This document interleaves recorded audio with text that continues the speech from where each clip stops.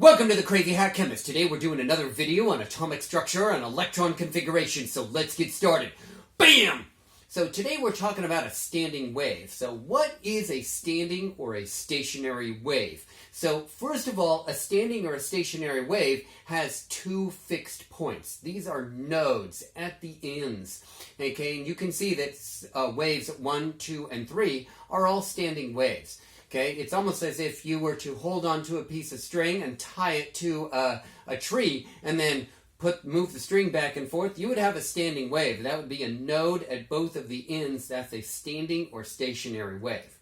Okay, this is the wavelength here. It's the entire cycle here. This is the wavelength for the second one, and here is the wavelength for the third wave. You should see that the wavelength is decreasing over that same interval of time. That should make sense to you. There are nodes, and that's where it's zero amplitude at n times the wavelength over 2, so half of the wavelength. N is a positive whole integer, 1, 2, 3, 4, 5, 6, 7. Okay, so there is a node, here is another node, and here is another node yet again. Okay, all right, so let's do a little bit more here.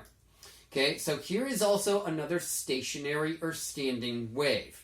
Okay, stationary or standing wave is very important to the development of the atom, and that's going to play a huge role here in a little bit. So this is a wavelength. This is also a wavelength. So it's between two successive points, wherever it is. Okay, hopefully that makes sense for you. The nodes, again, are at n times the lambda over 2, which is the wavelength over 2, and that's where there's zero amplitude. So I'm going to point out some nodes here for you. There are lots of different nodes. However, there are also antinodes, and these are these points of amplitude, which is the maximum height of the wave. Okay, so standing wave characteristics in general always have two fixed points. Okay, and you should see that the amplitude where the nodes are, where there's zero amplitude, where the nodes are, and n, which is a positive whole integer at wavelength over 2. Essential. Okay, another video by the Crazy Hat Chemist, and I'm going to have to take off my glasses, kind of like Clark Kent on this one, but not quite Clark Kent. Okay, so you got to wait for this hat, so I'm going to, so hold on, I'm going to put it on, so hold on. Boom. Okay. Now, I'm an astronaut. Can you hear me with my microphone? Is that turned on? I hope it is.